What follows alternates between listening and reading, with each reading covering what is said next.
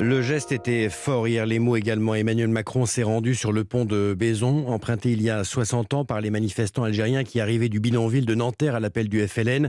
On commémore précisément aujourd'hui les 60 ans du massacre d'Algériens, des crimes inexcusables pour la République, a dit hier le chef de l'État. Des Algériens qui manifestaient pour s'opposer au couvre-feu qui leur était imposé. Parmi ces manifestants, Ammar Nanouche, il a 84 ans aujourd'hui.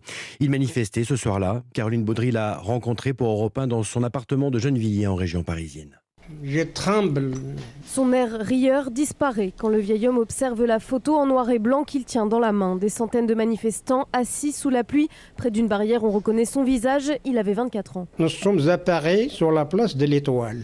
Catastrophique. Tout le monde les mains sur la tête. Il y avait un policier qui est venu. Il courait m'a donné des coups de pied. On entend quelqu'un, ne vous inquiétez pas, tout le monde retourne chez lui. Mais ils ont massacré des gens dans le bus quand on est parti. Entassés dans ce bus, ils sont emmenés dans une grande salle, porte de Versailles. Beaucoup de personnes par terre, 1000 personnes facilement. Et il y avait quelqu'un à côté de moi, excusez-moi, il voulait faire pipi. Le mec il est revenu, il a tombé sur moi. Il est mort. Ils étaient massacrés dans les toilettes. Ammar Nanouche dort 6 nuits, par terre, ne mange qu'un petit morceau de pain. C'est là qu'il apprend que des manifestants ont été jetés dans la Seine. Il s'appelle Raya Hassan. Il ne voulait pas sauver, il entrait, taché les mains, jeté à besoin, il l'a trouvé à Saint-Denis. 4 de ses amis disparaissent ce soir-là. 60 ans plus tard, il est l'un des derniers à témoigner de ce mardi noir. Le témoignage recueilli par Caroline Baudry.